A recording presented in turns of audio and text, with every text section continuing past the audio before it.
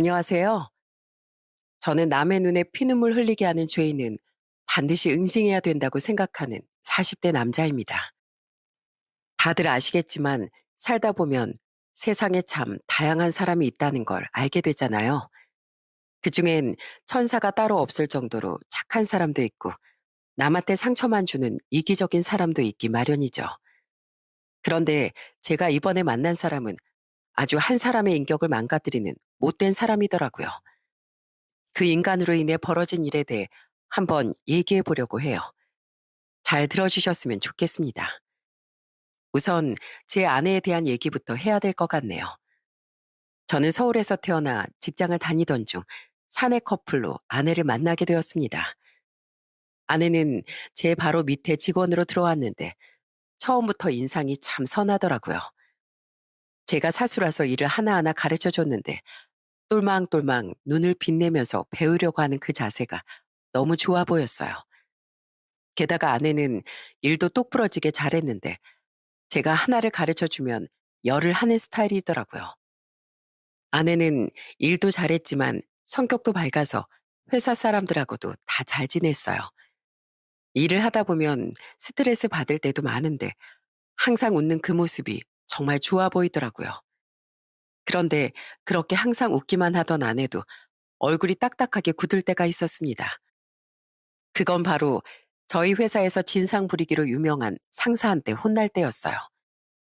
손재영 씨, 지금 나하고 장난해? 이딴 것도 보고서라고 가져온 거야? 아주 회사 일하러 온 게 아니라 놀러 왔나 보지? 월급 받고 일하면 똑바로 해야 될 거 아니야? 그 상사는 하루에도 몇 번씩 별것도 아닌 이유로 직원들한테 화풀이를 하던 사람이었어요. 그런데 최근엔 제 아내가 주요 타겟이 된 것 같더라고요. 그런데 혼나고 나서 자리로 돌아온 아내가 탕비실에 들어가 한참을 안 나오길래 걱정되는 마음에 제가 탕비실로 따라 들어갔습니다. 그런데 그 안에서 아내가 구석에 쪼그려 앉아 울고 있는 거예요. 재영 씨, 괜찮아요? 왜 혼자 울고 있어요? 전 아무래도 이 회사랑 안 맞나 봐요. 열심히 한다고 했는데 맨날 혼나기만 하고 아무래도 제가 일머리가 없는 것 같아요. 일머리가 없게 뭐가 없어요. 재영 씨 연차에 재영 씨만큼 일 잘하는 사람도 없는데 저 사람 원래 남 갈구기 좋아하는 사람이니까 신경 쓰지 마요. 예전에도 직원들을 하도 괴롭혀서 몇 명이나 그만뒀는지 몰라요. 자, 여기 사이다 있으니까 시원하게 한 잔 마시고 기분 좀 풀어요. 감사해요. 다들 겪은 일이라고 하니까 저도 한번 힘내볼게요. 그날 아내에게 사이다를 건네준 이후부터 저와 아내는 점점 더 친해졌습니다. 밖에서 커피도 마시고 밥도 먹다 보니 어느새 연인이 되었고 만난 지 1년이 좀 넘어선 결혼을 약속하게 되었습니다. 그렇게 아내와 결혼하기로 한 후 아내를 데리고 저희 부모님이 운영하시는 보리굴비집에 데려갔습니다. 저희 어머니는 상을 차려주시더니 아내한테 이렇게 말씀하시더군요. 보리굴비 좋아해요? 젊은 아가씨라 이런 건 안 먹는 거 아닌가 모르겠네. 에이, 저 보리굴비 없어서 못 먹어요. 제가 원래 양식이나 일식보다 한식을 제일 좋아하거든요. 그래요? 자, 그럼 내가 뜯어줄 테니까 한번 먹어봐요. 우리 집 보리굴비가 간도 딱 적당하고 감칠맛 나는 게 맛있거든. 어머닌 직접 살까지 발라서 제 아내의 밥에 올려주시더군요. 아내는 밥을 듬뿍 떠서 참 맛있게도 먹더라고요. 아이고, 참 복스럽게도 잘 먹네. 자고로 사람이 잘 먹어야 복이 들어오는 거라는데 먹는 것만 봐도 며느리감으로 합격이네, 합격. 저희 부모님은 기분이 좋으신지 계속 흐뭇하게 웃으시더라고요. 그리고 식사를 다 하고 나서 저희 어머니가 아내한테 이렇게 말씀하셨어요. 그나저나 신혼집 말인데 아들 가진 부모로서 작은 집 하나라도 얻어주고 싶은데 사정상 그게 안 될 것 같아요. 우리 집이 여유 있는 편도 아니고 서울 집값이 워낙 비싸야지. 둘 다 직장 생활한 지 얼마 안 돼서 모아놓은 돈도 없을 텐데 무리해서 대출받지 말고 당분간 돈 모을 때까지 우리랑 같이 사는 건 어때요? 그러자 아내는 활짝 웃더니 이렇게 얘기하더군요. 어머님, 아버님이랑 같이 살면 전 좋죠. 절 며느리로 받아만 주신다면 제가 며느리로서 최선을 다해서 두 분을 모시고 살게요. 저는 아내의 대답에 깜짝 놀라고 말았어요. 그렇게 흔쾌히 알겠다고 할 줄은 몰랐거든요. 그래도 혹시 저희 부모님 앞이라 거절하기 어려워서 그랬을지도 모른다는 생각에 나중에 아내와 둘만 있을 때 따로 물어봤습니다. 재영 씨, 진짜로 우리 집에 들어와서 사는 거 괜찮어? 괜히 싫은데 억지로 그렇게 대답한 거 아니지? 나 작은 월세방에서 시작해도 되니까 싫으면 솔직하게 얘기해줘. 아니야, 난 진짜 좋은데? 우리 둘이 사는 것보다 어머님, 아버님이랑 넷이서 같이 살면 더 북적북적하고 좋잖아. 사실 우리 집이 좀 여유가 있었으면 도움을 받겠는데 당신도 알잖아. 내 남동생이 하도 사고치고 다녀서 우리 부모님이 그거 수습하고 다니느라 돈 없으신 거. 그거야 알긴 하지. 예전에 예비 처남이 사고 쳐서 합의금도 물어주고 대학 등록금으로 준 돈도 노는데 다 써버렸다는 거 듣고 얼마나 놀랐는데. 그러니까 지금 상황에선 우리가 어머님 집에 들어가는 게 맞아. 그리고 아버님이랑 어머님 두 분 다 인상도 좋으시던데 얼른 결혼해서 다 같이 살고 싶다. 나 너무 기대돼. 그렇게 저는 30살이라는 나이에 아내와 결혼하고 저희 부모님과 합가해 살게 되었습니다. 당시 저희 형은 일찍 결혼해 이미 분가한 상태라 넷이서 지내는 데는 전혀 문제가 없었어요. 솔직히 처음엔 아내가 저희 부모님과 잘 지낼 수 있을지 걱정했는데 막상 살아보니 걱정할 필요가 없었더라고요. 하루는 집에 있었는데 아내가 계속 저희 어머니를 졸졸 따라다니는 거예요. 그러자 저희 어머니가 아내를 쳐다보며 이렇게 말씀하셨어요. 아이고, 정신 사납게 왜 이렇게 따라다녀? 어머님 따라다니면서 살림 좀 제대로 배우려고 그러죠. 이게 집집마다 살림하는 게 조금씩 다르더라고요. 로마에 오면 로마법을 따르랬다고 어머님 하시는 거 똑같이 보고 따라하려고요. 아, 어머님은 세탁기에 빨래를 그만큼씩 넣으시는구나. 까먹기 전에 얼른 메모해야겠다. 아내는 수첩까지 들고 다니며 저희 어머니가 하는 모든 것들을 다 기록하고 배우기 시작했어요. 반찬을 만드는 레시피부터 해서 화장실 청소하는 순서라든지 베란다에 있는 화분에 물 주는 것까지도 전부 다 배우더라고요. 아주 어머니 껌딱지가 따로 없었어요. 저희 어머니는 그런 아내를 무척이나 귀여워하셨답니다. 그렇게 결혼 생활을 한 지 얼마 안 돼서 저희 아내는 임신을 하게 되었어요. 그리고 결혼 1년 만에 아들을 낳게 되었죠. 이목구비가 저를 쏙 닮은 아들을 보니까 너무 행복해서 눈물이 나오더라고요. 그리고 이듬해 아내는 연년생으로 둘째 딸도 낳게 되었습니다. 그리고 육아 때문에 아내는 직장을 그만두게 되었어요. 저희 부모님은 식당을 운영하시느라 바쁘셨는데도 틈만 나면 저희 애들을 봐주시더라고요. 이에 며느라, 서준이 내가 재울 테니까 넌 좀 가서 자. 평일 내내 일했는데 주말엔 좀 쉬어야지. 에이, 어머님도 식당 일하시느라 거의 못 쉬시잖아요. 저 괜찮으니까 어머님이 들어가서 쉬세요. 그래도 제 애들인데 제가 봐야죠. 내가 재운데도 그러네. 내가 이래봬도 애를 둘이나 키워본 선배 아니냐. 내가 애 하나는 아주 기똥차게 잘 봐. 자, 얼른 들어가서 한숨 푹 자. 얼른. 그렇게 하루 종일 육아에 지쳐있던 아내는 1시간 정도 방에 누워있다 나오더니 기지개를 피며 저희 어머니한테 이러더군요. 어머님, 덕분에 눈 좀 붙였더니 피로가 싹 가신 것 같아요. 이제 어머님이 쉬실 차례니까 얼른 들어가세요. 서준아, 서희야, 이제 엄마한테 오자. 할머니랑만 놀면 할머니가 피곤해 하셔.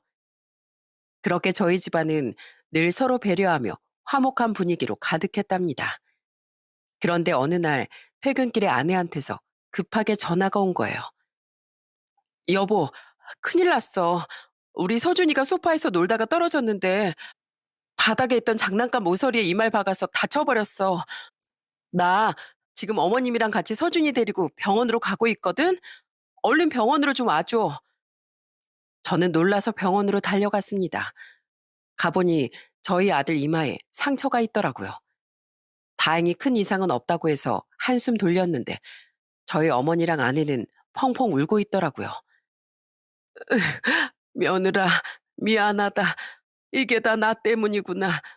네가 설거지하고 있을 때 내가 애들을 잘 보고 있어야 했는데 둘이 잘 놀고 있는 것 같길래 청소를 하러 간 내 잘못이야. 아니에요, 어머님. 제 애들이니까 제가 잘 봤어야 됐는데 어머님한테만 맡기고 설거지에만 집중하느라 우리 서준이가 떨어지는 것도 몰랐어요. 저 같은 건 엄마 자격도 없어요. 그게 무슨 소리니? 너같이 애들 잘 챙기는 엄마가 어디 있다고. 이건 다 내 잘못이야. 아휴, 우리 예쁜 손주 이마에 이런 상처나 나게 만들고 나 같은 건 할머니라고 할 수도 없어. 아내와 어머니는 서로 자기 잘못이라며 울고불고 하더라고요. 사실 애들 키워보신 분들은 다 아시겠지만 아무리 부모가 신경을 써도 순식간에 사고가 벌어지곤 하잖아요. 사람이 기계도 아니고 어떻게 단 1초도 방심을 안 할 수가 있겠어요. 저는 서로 자책하는 아내와 어머니를 보며 이렇게 얘기했습니다. 아유, 다들 그만 좀 울어요. 남들은 서로 네가 잘했니 내가 잘했니 하면서 싸운다는데 우리 집 여자들은 다들 본인 탓이라면서 우는 걸 보니 노벨 평화상이라도 줘야겠네. 세상에 이런 사람들만 있으면 싸움도 안 일어나고 아주 세상이 평화롭겠어.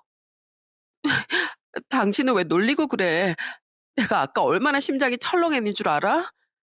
놀리는 게 아니라 너무 자책하지 말라는 거지. 애들이 왜 애들이겠어? 이렇게 갑자기 돌발스러운 상황도 생기고 그러니까 애들인 거지. 그래도 병원에서 아무 이상도 없다니까 된 거잖아. 당신 잘못도 아니고 우리 어머니 잘못도 아니니까 앞으로만 더 조심하면 돼. 그러니까 울지 마.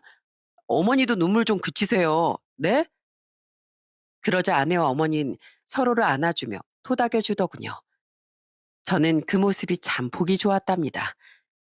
아내는 애들이 유치원을 다니기 시작하면서부턴 종종 저희 부모님 가게에 가서 일을 도와줬어요.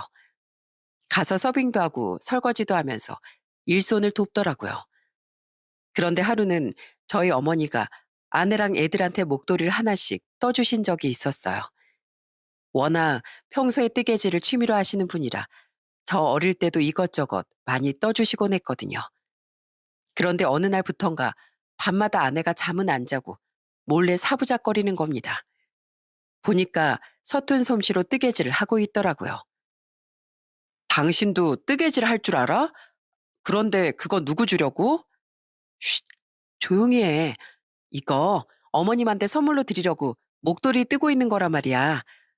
내가 어머님 놀래켜 드리려고 인터넷으로 동영상 찾아보면서 배운 거야. 그러니까 나 이거 완성할 때까지 절대로 어머님한테 얘기하지 마. 알겠지? 목도리를 뜨고 싶으면 저희 어머니한테 배우면 되는데 굳이 깜짝 선물한다고 몰래 뜨고 있는 걸 보니 너무 귀엽더라고요. 결국 아내는 몇 번을 풀어헤치고서야 목도리를 완성하더니 저희 어머니한테 선물을 하더군요. 어머님, 이거 어머님 선물이에요. 이거 제가 혼자 배워서 뜬 건데 잘 떴죠? 어때요? 어머님 발끝 정도는 따라간 것 같지 않아요? 어머, 이게 뭐야? 아이고 세상에, 이런 귀한 선물이 다 있나. 너무 예쁘고 고마워서 한여름에도 아주 두르고 다녀야겠다. 저희 어머니는 너무 감동을 하셨는지 한동안 집안에서도 그 목도리를 두르고 다니시더군요. 그렇게 저희 가족한텐 행복한 시간들이 계속됐어요. 원래 처음엔 돈 모을 때까지만 살다가 분가할 생각이었는데 아내가 저희 부모님이랑 사이가 너무 좋아서 그냥 계속 같이 살자고 하더라고요. 그렇게 시간이 흘러 어느덧 결혼한 지 11년이 되었어요. 계속 이렇게 가족들과 행복하게 지낼 수 있을 줄 알았는데 청천벽력 같은 일이 벌어지고 말았습니다. 저희 어머니가 암 진단을 받고 말았거든요. 온 가족이 큰 충격을 받고 아내도 어머니를 붙잡고 눈물을 흘리더라고요. 어머님, 죄송해요. 제가 미리미리 건강검진도 시켜드리고 이렇게 심해지기 전에 치료받게 해드렸어야 되는데 다 제가 부족해서 그런 거예요. 아니다. 네가 무슨 잘못이 있겠니? 너처럼 시애미를 생각해주는 며느리가 어디 있다고. 내가 암에 걸린 건 운명일 뿐이지 네 잘못이 아니니까 미안해하지 말거라. 저희 어머니는 1기, 2기도 아닌 3기 암이었어요. 치료를 받긴 했지만 별로 차도가 없더라고요. 아내는 그런 어머니를 지극정성으로 돌봤습니다. 어머님, 입맛이 별로 없으시죠? 그래도 몸이 버티려면 든든하게 드셔야 돼요. 항암 치료가 몸에 있는 에너지를 많이 쓰는 일이라 이렇게 고단백 식사로 드셔야 된대요. 제가 닭갈비 해놨으니까 한번 드셔보세요. 아유, 살다 살다 이렇게 허연 닭갈비는 처음 보네. 안 그래도 입맛이 없는데 칼칼하게라도 먹게. 거기 고춧가루랑 소금 좀 다오. 안 돼요. 자극적으로 드시면 안 된다고요. 암 환자한테 식단이 얼마나 중요한데 어린애처럼 반찬 투정하실 거예요? 맛이 없어도 약이다 이렇게 생각하고 꼭꼭 씹어 드세요. 게다가 아내는 어머니 옷차림까지도 엄청 신경을 쓰더군요. 어머님, 제가 실내에서도 항상 따뜻하게 하시라고 했잖아요. 암 환자한테 감기가 얼마나 위험한지 모르세요? 목티가 답답하시면 제가 목에 손수건이라도 둘러드릴 테니까 잠깐만 그대로 계세요. 아내는 면역력이 떨어진 저희 어머니가 감기라도 걸릴까봐 걱정이 많더군요. 저희 어머니는 그렇게 본인을 챙겨주는 제 아내한테 항상 고마워하셨어요. 그런데 하루는 심장이 철렁했던 적이 있습니다. 저희 어머니가 너무 오래 주무시고 깨워도 반응이 없는 거예요. 아내는 손까지 덜덜 떨면서 이렇게 말하더라고요. 여보, 얼른 119 불러. 얼른! 내가 아까부터 깨워봤는데 눈을 못 뜨신단 말이야. 이러다가 우리 어머님 잘못되면 어떡해? 빨리 119 부르라니까.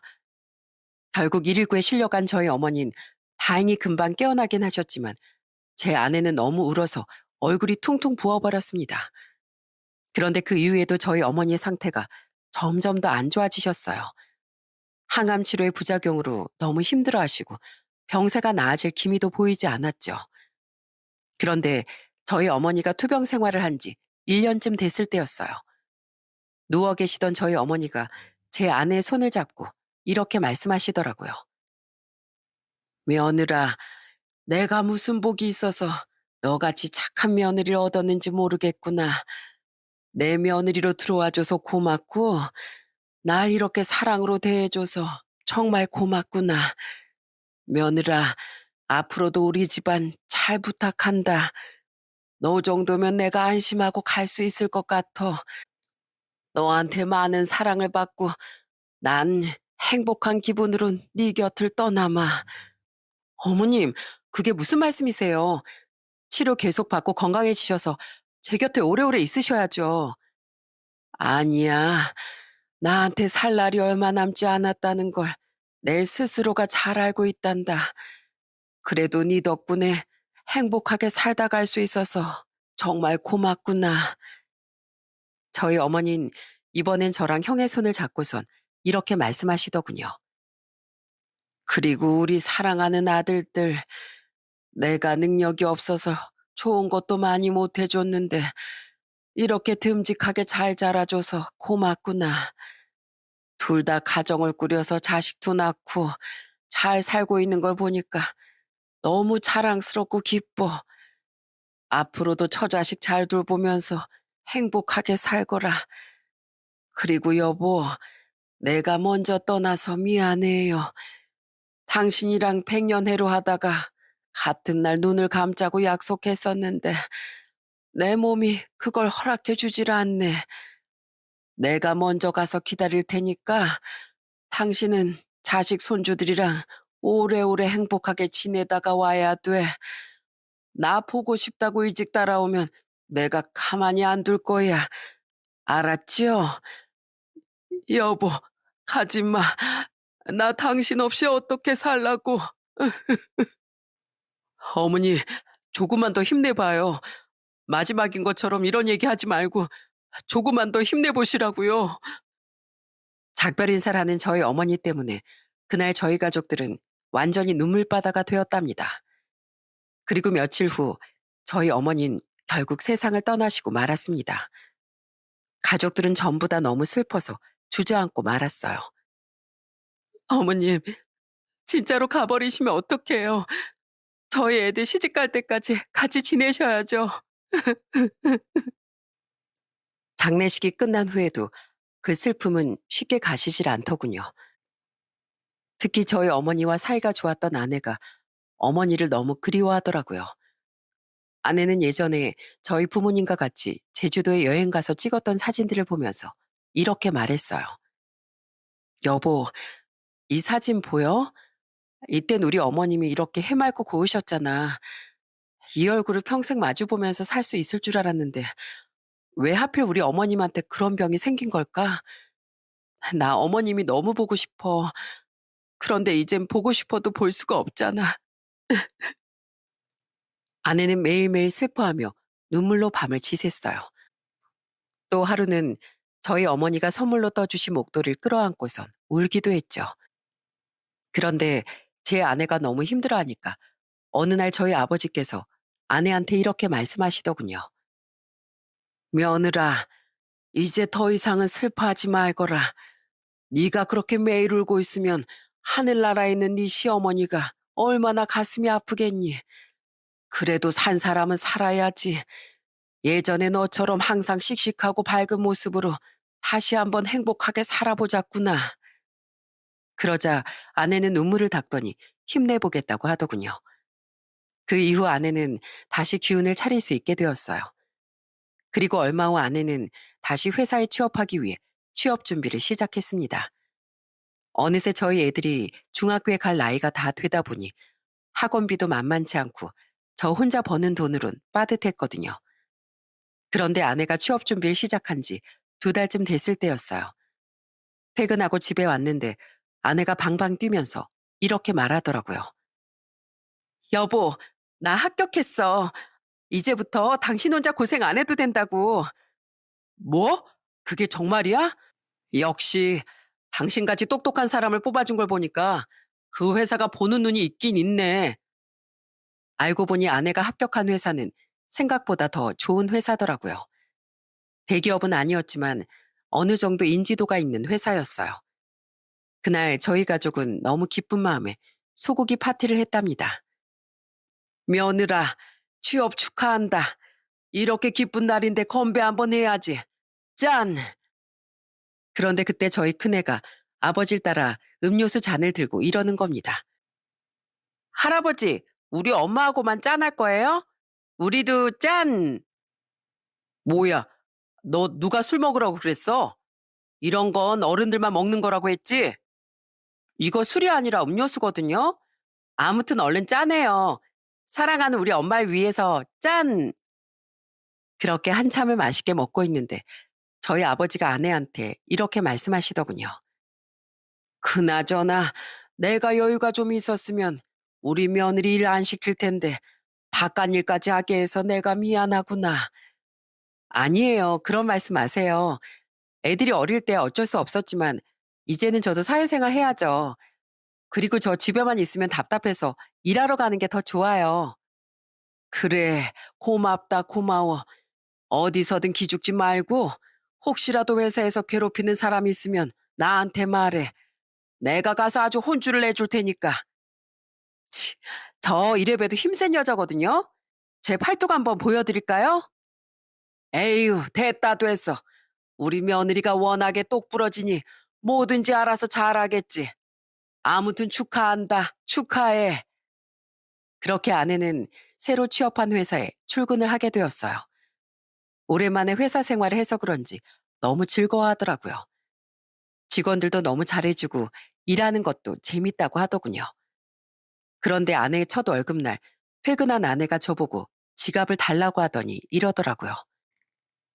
어휴, 지갑에 3만 원이 뭐야. 자고로 남자는 지갑이 빵빵해야 되는 거야. 난 내 남편이 어디 가서 기죽는 거 싫어. 내가 그래도 마누란데 남편 기는 한번 살려줘야지. 아내는 그렇게 말하고선 제 지갑에 5만 원짜리 6장을 넣어주더군요. 그리고선 그걸로도 모자라 저희 아버지랑 애들한테 이렇게 말하더라고요. 에이, 기분도 좋은데 오늘 저녁은 내가 쏜다. 아버님, 뭐 드실래요? 제가 쏠 테니까 뭐든지 말씀하세요.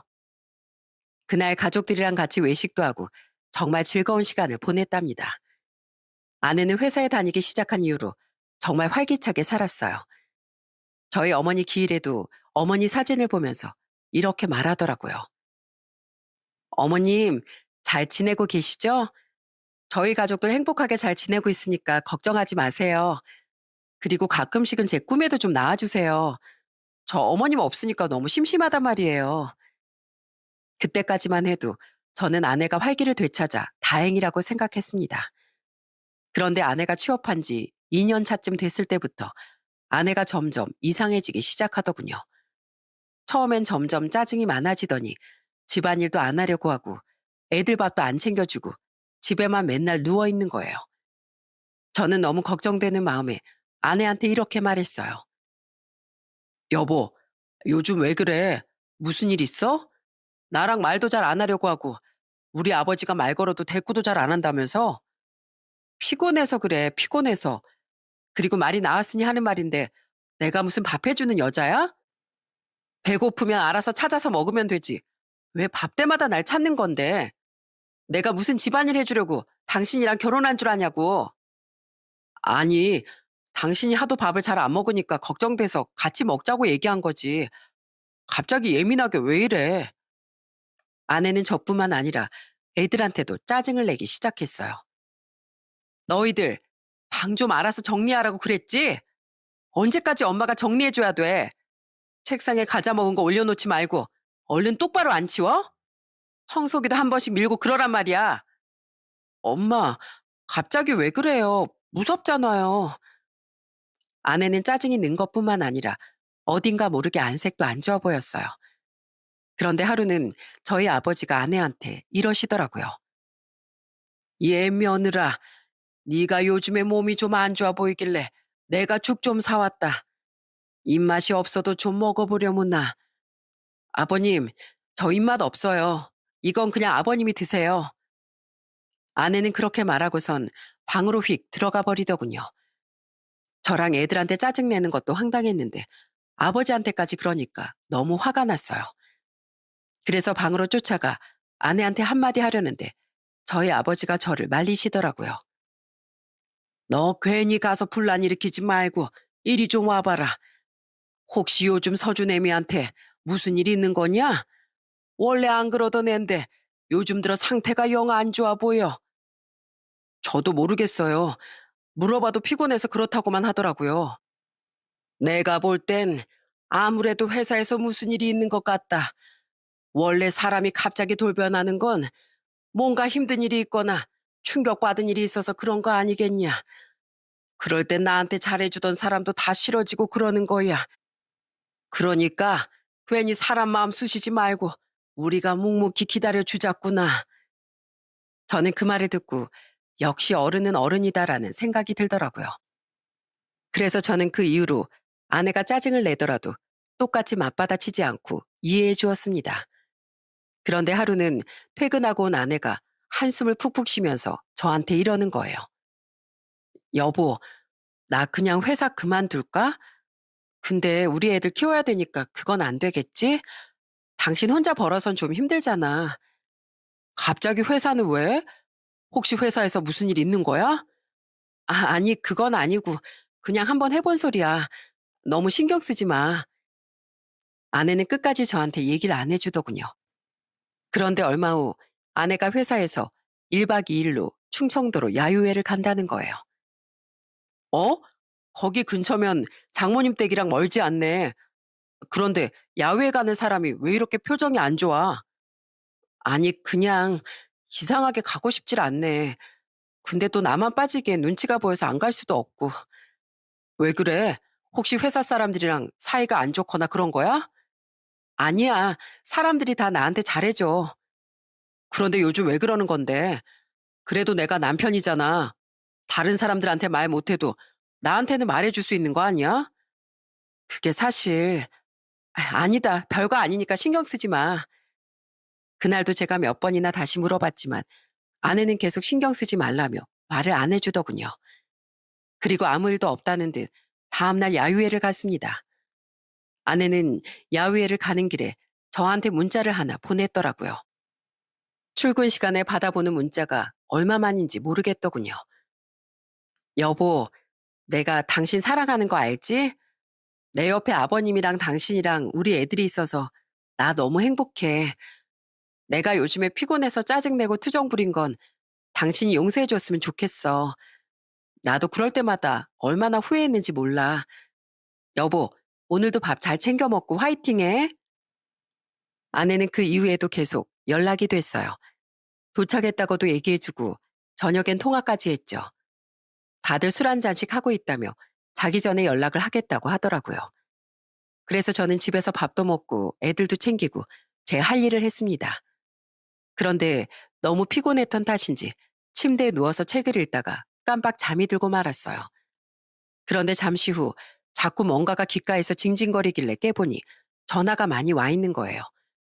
그중엔 아내가 전화한 것도 있길래 아내한테 전화를 먼저 했습니다. 여보, 미안해. 당신이 자기 전에 전화한다고 했는데 내가 먼저 깜빡 잠이 들었네. 그런데 휴대폰 너머로 들려오는 목소린 아내의 목소리가 아니었어요. 여보세요? 저 손재영 씨 직장 동료 되는 사람인데요. 전화상으로 자세히 말씀드리긴 좀 그렇고 지금 얼른 병원으로 와주셔야 할 것 같아요. 저는 갑작스런 얘기에 손이 부들부들 떨렸습니다. 운전을 하고 병원으로 내려가면서도 머릿속이 너무 혼란스러웠어요. 회사에서 야유회를 갔다는 아내가 왜 병원에 실려갔는지도 이해가 안 됐고 직장 동료가 대신 전화를 받은 걸 보니 아내의 상태가 심각한 것 같아 너무 걱정이 되더라고요. 그렇게 급하게 병원에 도착해 병실 앞에 가보니 놀랍게도 저희 장모님이 계셨습니다. 장모님, 여긴 어떻게 오셨어요? 자네가 전화를 안 받으니까 나한테까지 연락이 왔더라고. 난 같은 충청도에 사니까 자네보다 더 먼저 도착했지. 그나저나 이게 도대체 어떻게 된 일이에요? 서준 엄마 이 안에 있는 거 맞죠? 제가 병실 안으로 고개를 들이밀어 보니 침대 커튼이 쳐져 있더군요. 그런데 제가 병실 안으로 들어가려고 하니까 장모님이 저를 온몸으로 막아서고는 이러시더군요. 자네, 잠깐만 기다려보게. 지금 들어가면 안 돼. 네? 왜요? 서준 엄마 괜찮은지 제가 얼른 가서 확인해야죠. 다 이유가 있어서 그래. 그러니까 잠깐만 여기서 기다렸다가 들어가게. 저는 장모님이 왜 저를 말리시는지 이해를 할 수가 없었습니다. 그래서 답답한 마음에 살짝 열려있는 병실 문 앞에서 기다리고 있었는데 안에서 아내가 어떤 남자랑 싸우는 목소리가 들리는 거예요. 재영 씨, 내가 미안해. 살짝 민다는 게 그만. 재영 씨가 그렇게 계단 밑으로 굴러 떨어질 줄은 몰랐어. 부장님, 진짜 해도 해도 너무하시네요. 그러니까 제가 제발 저 쫓아다니지 말라고 했잖아요. 저 엄연히 결혼해서 자식이 둘이나 있는 여자고 사랑하는 저희 남편 배신하고 부정한 짓 할 생각 절대 없어요. 그러게 제가 싫다고 할 때 그만하셨어야지. 왜 사람을 이 지경으로 만들어 놓냐고요. 난 그냥 재영 씨가 좋아서 그랬어. 내가 재영 씨 보고 이혼하라고 한 것도 아니잖아. 그냥 재영 씨도 가정이 있고 나도 처자식 있으니까 애인처럼 만나보자고 한 건데 그게 그렇게 싫어? 요즘엔 가정이 있어도 세컨드로 애인 하나씩 데리고 다닌다잖아. 난 재영 씨가 우리 회사에 처음 들어왔을 때부터 내 마음에 아주 쏙 들었단 말이야. 그래서 만나보자고 얘기한 건데 그게 그렇게 잘못이야? 그럼요. 잘못이죠. 유부녀한테 그런 얘기를 한 것도 잘못이고 싫다는 사람한테 소름 끼칠 정도로 쫓아다닌 것도 잘못이에요. 제가 사적으로 연락하지 말라고 했잖아요. 문자도 보내지 말고 전화도 하지 말라고 했잖아요. 그리고 회사에서도 왜 이렇게 저를 졸졸 따라다니세요? 저 부장님 때문에 아침마다 회사 가기 얼마나 무서웠는 줄 아세요? 출근만 하면 부장님이 절 더럽게 쳐다보는 그 시선이 느껴져서 소름 끼치고 틈만 나면 저한테 와서 찝쩍거리는 것도 너무 싫었다고요. 그런데 이젠 싫다는 사람을 밀쳐서 다치게까지 해요? 당신은 사람도 아니에요. 사람 피 쪽쪽 빨아서 말려 죽이는 거머리라고요.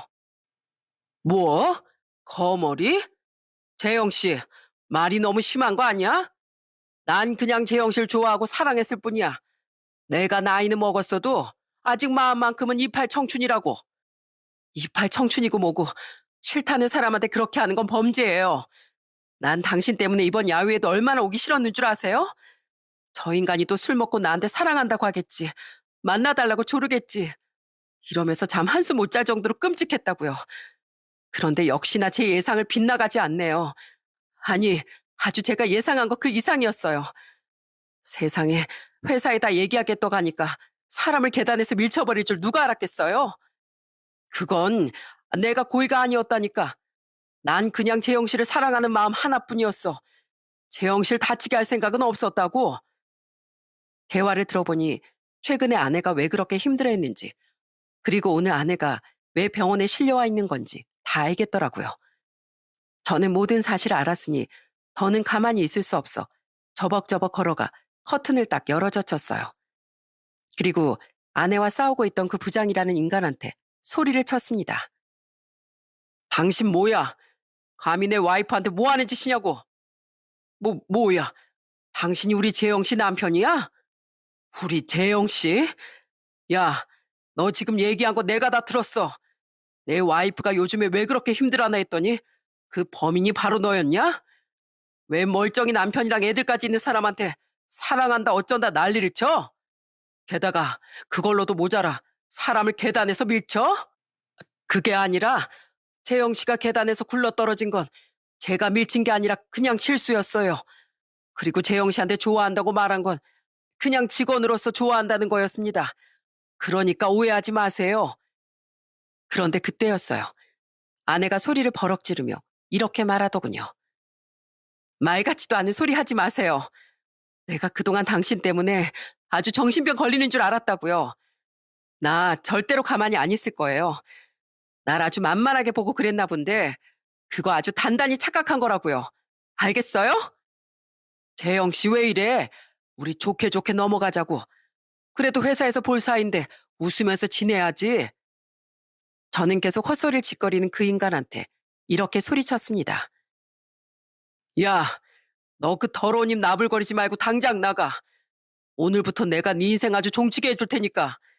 남의 눈에 피눈물 흘리게 했으니까 너도 그걸 똑같이 느껴봐야지.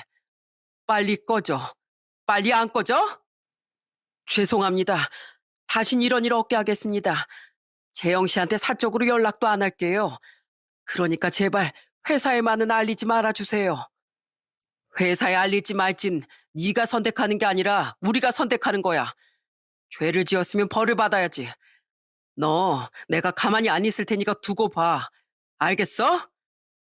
그러자 그 인간은 고개를 푹 숙이고선 병실 밖으로 나가더군요. 저는 너무 속상한 마음에 아내한테 이렇게 물어봤어요. 여보, 이게 도대체 무슨 일이야? 이런 일이 있었으면 나한테 진작에 말을 했었어야지. 도대체 왜 말을 안 한 거야? 그게 사실 처음엔 나 혼자 해결 가능할 줄 알았어. 싫다고 얘기하면 그만할 줄 알았단 말이야. 그런데 생각보다 너무 끈질기더라고. 게다가 저 인간이 나한테 뭐라고 했는 줄 알아? 내가 당신한테 얘기하면 자기 혼자 날 쫓아다닌 게 아니라 우리 둘이 같이 바람핀 거라고 당신한테 얘기하겠대.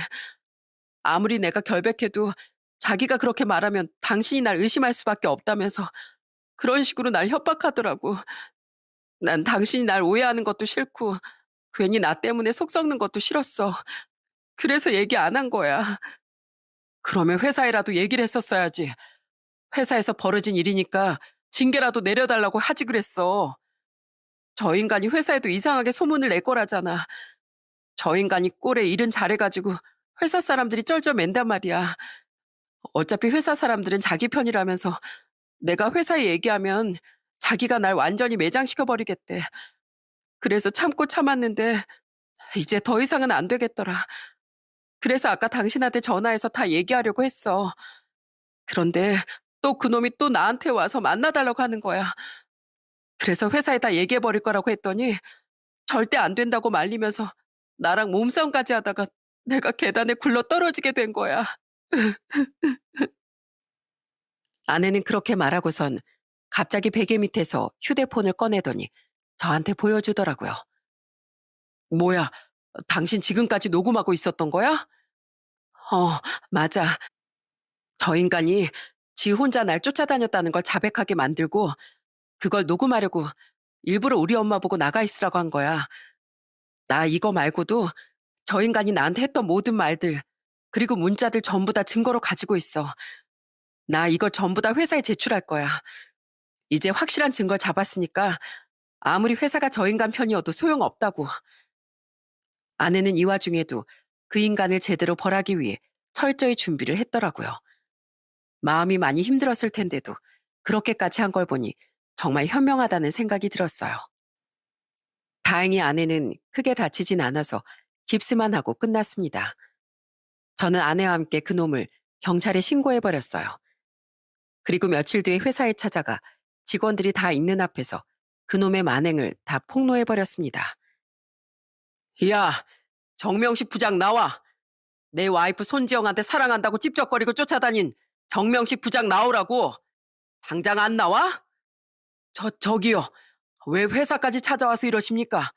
제가 조용히 넘어가자고 했잖아요. 조용히 넘어가긴 뭘 넘어가? 네가 했던 행동이 그냥 덮으면 덮어지는 건 줄 알아? 아무래도 네가 뭘 잘못했는지 모르는 것 같으니까 내가 한번 제대로 얘기해 줄게. 자, 네가 내 와이프한테 이렇게 문자 보냈지? 뒷모습까지 아름다운 재영 씨. 난 재영 씨만 보면 심장이 터질 것만 같아. 나 재영 씨만 바라보는 한마디의 파랑새가 될래. 그러니까 그만 거부하고 나랑 만나줘. 남편이랑은 집에서 보고 밖에서 나랑 즐기면 되잖아. 이봐요. 지금 이게 뭐 하는 겁니까? 사람들 다 있는 데서 이러시면 어떡해요? 왜? 네가 보낸 문자인데 직접 들으니까 쪽팔린가 보지? 하나 더 읽어줄까? 재영 씨, 요즘 들어 왜 이렇게 나한테 쌀쌀맞게 굴어? 재영 씨가 아무리 날 거부해봤자 소용없어. 내 눈은 항상 재영 씨한테 향해 있는 거 알지? 제가 그것 말고도 문자 내용을 몇 개 더 읽어주자 사람들은 이까지 틀어막고 경악을 하더군요.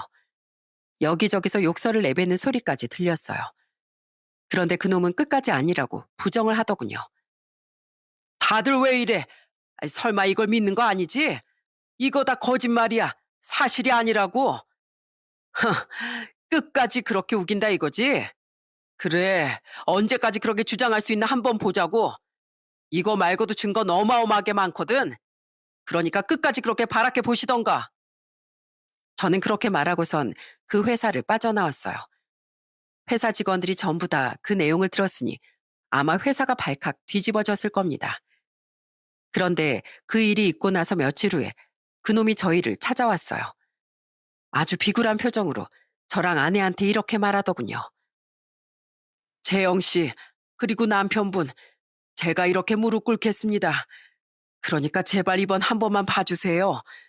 저희 회사 20년 가까이 온몸 바쳐가며 다닌 회사란 말입니다. 한 번만 용서해 주시고 없던 일로 해주시면 원하시는 조건 다 받아드리겠습니다. 얼마면 되겠어요? 필요한 금액이 얼마시냐고요? 다짜고짜 돈으로 해결하려는 그 태도에 기가 막히더군요. 그런데 제 아내는 돈 얘기를 듣자마자 이성을 잃고선 소리를 지르기 시작했어요. 뭐? 얼마나 필요하냐고? 야, 너 평소에도 행실이 안 좋다고 소문이 자자하던데 여태까지 이런 식으로 사람을 돈으로 회유했나 보지? 돈이면 뭐든지 다 되는 줄 알아? 피가 마르도록 사람을 괴롭힌 주제에 돈만 주면 단줄아냐고. 내가 겨우 그깟 돈에 넘어갈 사람으로 보여? 돈이 아니면 뭐가 필요한데 원하는 금액만큼 주면 되잖아. 그럼 돈 말고 원하는 걸 말해봐. 그럼 내가 다 들어줄 테니까. 그래? 내가 너한테 원하는 건 딱 두 가지야. 들어줄 수 있다 이거지? 들어줄게. 그게 뭐든지 날 용서해 줄 수만 있다면 받아들일게. 도대체 그게 뭔데? 하나는 네가 사회에서 격리돼서 콩밥 먹는 거. 그리고 또 하나는 네가 그 회사에서 잘리는 거. 이 두 가지가 내가 원하는 거야. 알겠어? 재영 씨, 내가 그것만 안 된다고 했잖아. 난 아이도 있는데 이 회사에서 잘리면 어딜 가라고. 그래서 내가 합의 보러 여기까지 온 거잖아. 그러니까 그냥 합의해주면 안 될까? 합의 같은 소리 하고 있네. 잘못을 했으면 벌을 받아야지. 너 같은 놈들 때문에 이 사회가 제대로 안 돌아가는 거야. 더 이상 네 면상 보는 것도 역겨우니까 당장 꺼져. 너한테 내려질 처벌이나 달게 받을 생각하라고. 재영 씨, 재영 씨. 그놈은 끝까지 제 아내한테 애원을 했지만 저와 아내는 그놈을 내쫓아 버렸습니다. 결국 아내의 회사에서는 그 인간에 대해 자체 감사를 실시하게 됐어요. 그리고 얼마 후 충격적인 결과가 나오게 되었습니다. 알고 보니까 그놈이 괴롭힌 여직원이 아내를 포함해서 3명이나 된다고 하더라고요. 그 중에 2명은 그 인간 때문에 진작에 회사를 그만뒀다고 하더군요. 결국 그 인간은 회사에서도 잘리고 경찰 조사도 받게 되었습니다. 그리고 경찰 조사 결과가 어떻게 나왔는지 아시나요? 그놈은 징역 8개월을 선고받게 되었어요. 더 가벼운 처벌을 받을 수도 있었는데 그게 가능했던 이유가 따로 있었습니다. 회사를 그만둔 그 피해자들 중 그 인간과 합의한 사람도 있고 합의를 못한 사람도 있었는데 합의를 못한 피해자 한 명이 용기를 내서 추가로 고소를 했거든요. 그래도 제 마음 같아선 몇 년씩 썩게 하고 싶었는데 초범이란 이유로 형량이 그것밖에 안 나오더라고요. 결국 그 인간은 순식간에 직장도 잃고 콩밥 먹는 신세가 되었습니다. 저는 그동안 마음고생 심했을 아내를 안아주며 이렇게 얘기했어요. 여보, 그동안 정말 힘들었지? 내가 진작에 알아채고 도와줬어야 했는데 그러지 못해서 미안해. 앞으론 그런 일 생기지 않게 내가 당신을 꼭 지켜줄게. 아내는 그제야 예전의 평온한 표정을 되찾더군요. 하지만 아내는 그 인간한테 괴롭힘 당한 시절 때문에 회사에 트라우마가 생겨버렸어요. 그 인간이랑 같이 있던 그 공간에 가는 것조차 힘들다고 하더군요. 그래서 결국 회사를 그만두게 되었답니다. 그런데 아내가 회사를 그만둔 지 얼마 안 됐을 때 회사 대표가 저희를 찾아왔어요. 아내한테 고개를 푹 숙이며 이렇게 말하더라고요. 재영 씨, 정말 죄송합니다. 회사 입장에서 빨리 알아채고 대처를 했어야 하는데 그러지 못한 제 잘못입니다. 어쨌든 우리 회사 안에서 벌어진 일이니 이거라도 위로금으로 받아주셨으면 좋겠습니다. 대표는 그렇게 말하며 위로금을 건네주더군요. 알고 보니 아내가 일을 워낙 잘해서 대표가 계속 일을 해달라고 붙잡았는데 아내가 도저히 못 다니겠다고 했다더군요. 그래도 회사 대표라는 사람이 직원을 대신해 사과하는 모습을 보고 아내가 그동안 참 좋은 회사에 다녔구나 하는 생각이 들었습니다. 아내는 그 이후에 집에서 쉬면서 한동안 정신과 치료를 받았어요. 워낙에 정신적으로 많이 힘들었어서 병원의 도움을 받아야 되겠더라고요. 그리고 시간이 흘러 그 일이 있은 지 1년이 조금 넘었습니다. 아내는 얼마 전부터 저희 아버지 식당에서 일을 돕고 있는데 예전처럼 밝게 웃기도 하고 점점 좋아지고 있어요. 아내가 마음의 상처를 깨끗이 잊을 수 있도록 옆에서 제가 끝까지 지켜주고 보살펴 줄 생각입니다. 아마 이 사연을 들으시는 분들이나 그 자녀분들 중에서도 제 아내 같은 일을 겪은 분들이 계실 겁니다. 제가 이 사연을 보낸 이유는 그런 분들이 무작정 참는 것보다 주위의 도움을 요청하고 현명하게 대응하길 바라기 때문입니다. 그런 놈들을 제대로 응징해야 나쁜 짓을 하면 벌을 받는다는 걸 깨닫고 더 이상은 다른 피해자가 나오지 않을 수 있으니까요. 그리고 제가 한마디 더 당부드리고 싶은 게 있습니다. 혹시라도 가족이 평소와 다른 행동을 하거나 이유 없이 변한다면 분명히 무슨 문제가 있는 걸 거예요. 그럴 때 따뜻한 말 한마디라도 해주셨으면 좋겠습니다. 그런 게 바로 진정한 가족이니까요. 저희 아내와 같은 피해자가 다시는 나오지 않도록 기원하면서 이 글을 마치도록 할게요. 오늘도 평안한 하루 보내시길 바랍니다. 감사합니다.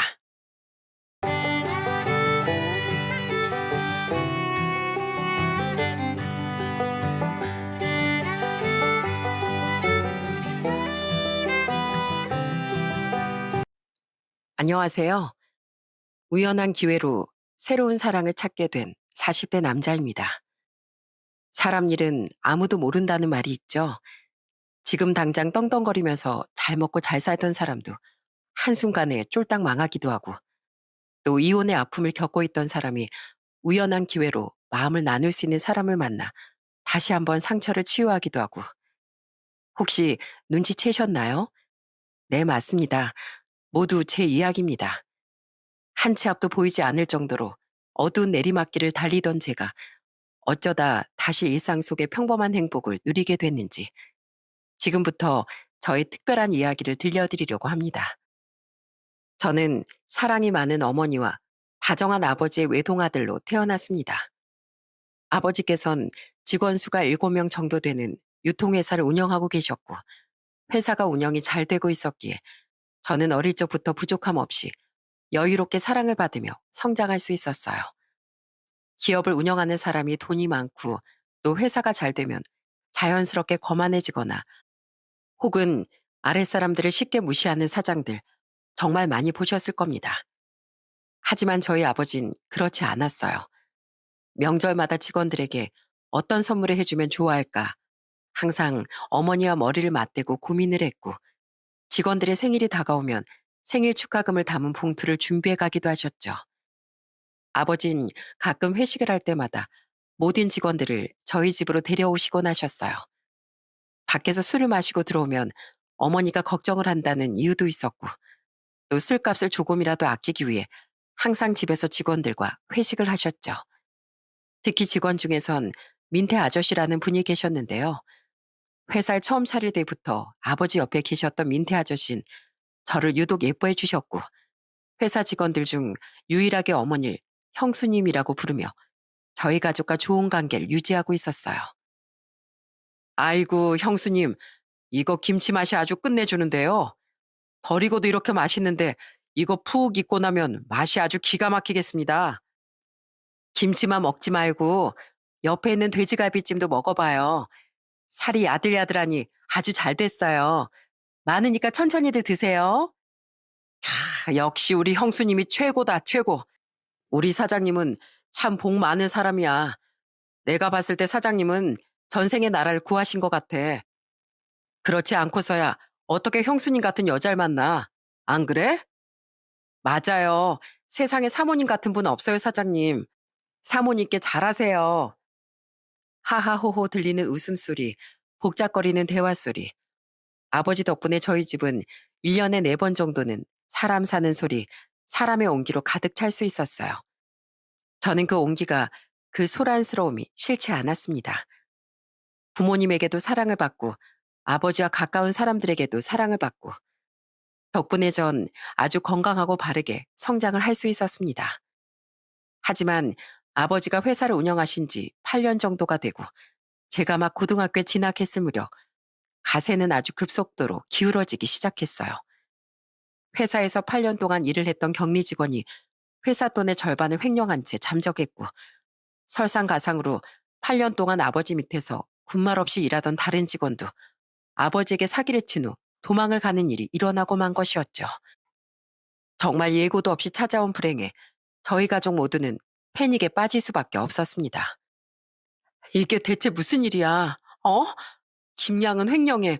고 차장님은 당신한테 사기를 치고 도망을 갔다고? 나도 차라리 이게 꿈이었으면 좋겠어. 둘 다 얼마나 믿는 사람들이었는데. 그래도 당신이랑 순철이 아무 걱정하지 마. 내가 다 알아서 할 테니까. 하지만 회사 돈을 이미 반 이상 횡령을 하고 사기까지 당한 상태인 아버지가 급한 불을 끌 수 있을 리 만무했습니다. 급한 대로 저희 가족이 살고 있던 2층짜리 전원주택을 팔고서 작은 전셋집으로 이사를 가야 했고, 신용 대출까지 밀려 직원들의 월급을 주고 물건 대금을 지불했지만 결국 얼마 가지 않아 아버지 회사는 위기를 견디지 못하고 문을 닫게 됐습니다. 그리고 회사 돈을 반 이상 털어간 격리 직원과 아버지의 뒤통수를 친 직원은 검거되어 징역살이를 하게 됐어요. 물론 가지고 간 돈은 단 한 푼도 돌려받지 못한 채로 말이죠. 긴 시간을 함께한 회사 직원들은 제 살 길을 찾아 떠나버렸지만 딱 한 사람, 민태 아저씨만큼은 아버지 곁에 있어줬습니다.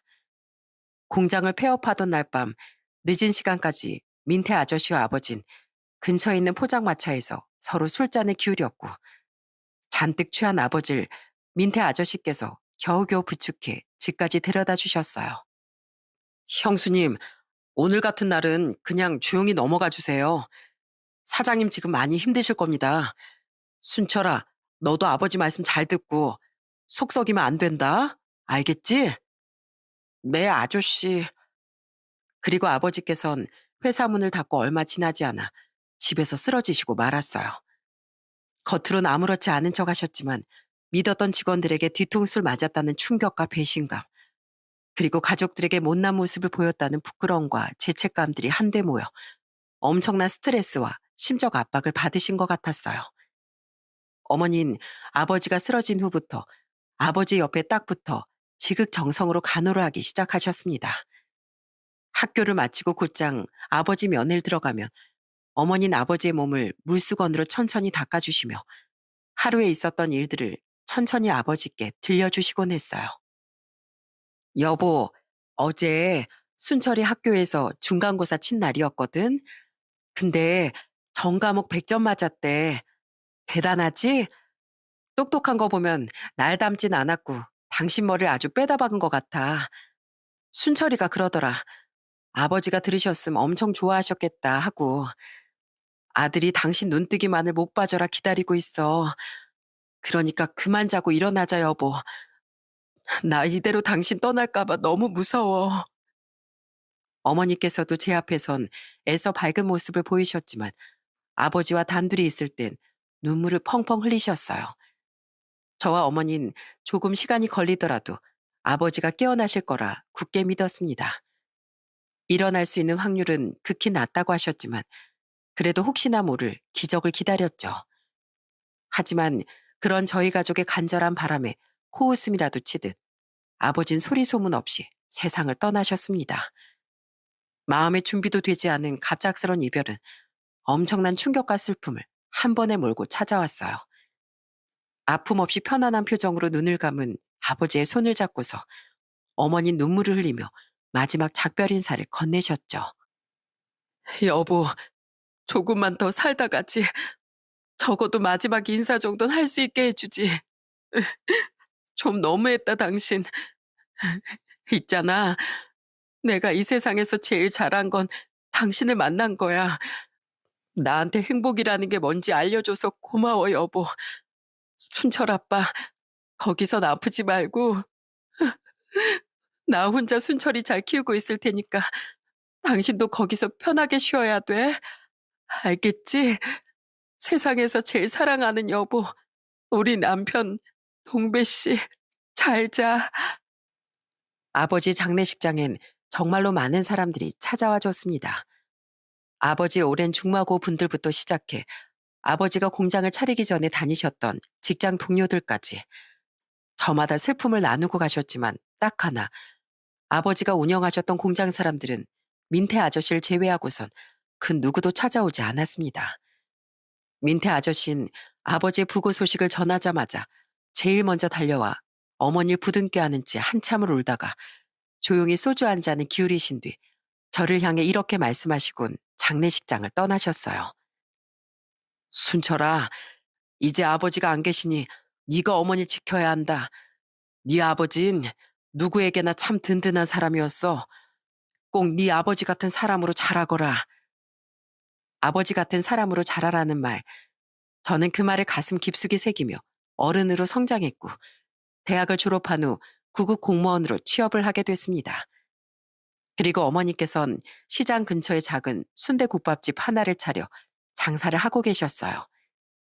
저희 모자는 각자의 자리에서 정말 최선을 다해 살고 있었습니다. 사실 처음부터 공무원이라는 길을 택한 건 아니었어요. 대학을 졸업하자마자 일반 작은 직장에 들어갔던 전 적응을 하지 못해서 한 달도 버티지 못하고 퇴사를 하게 됐어요.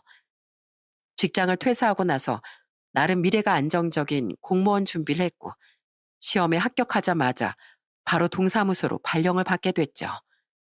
그런데 이곳은 정말 상상을 초월하는 사람들이 너무나도 많았습니다. 하루에도 몇 명씩 진상 민원인들의 고성을 들으며 일을 해야 할 정도였어요. 나 내일 비행기 타야 하는데 여권 갱신하는 걸 까먹고 있었어.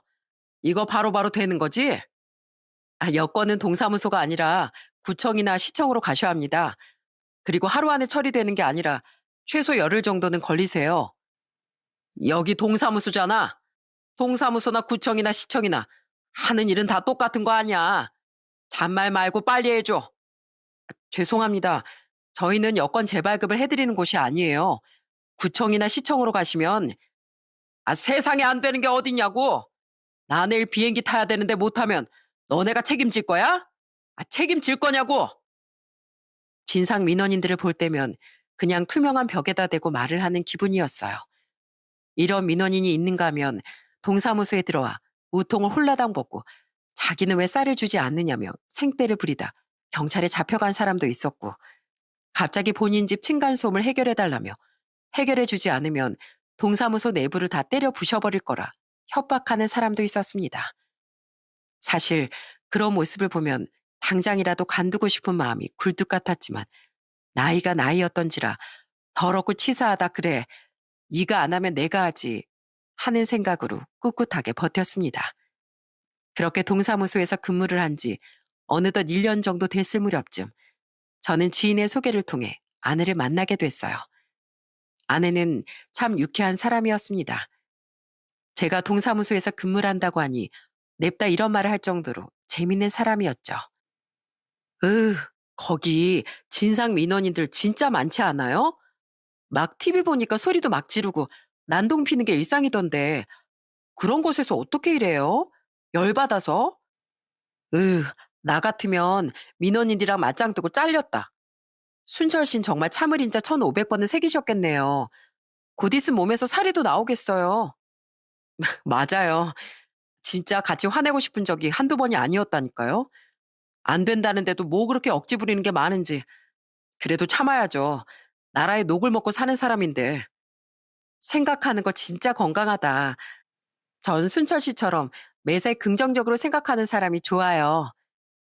서로 생각하는 게 잘 맞았기에 저희는 연애를 시작했고, 서로 큰 트러블 없이 연애를 하다 만난 지 1년 6개월 정도 만에 결혼을 약속하게 됐어요.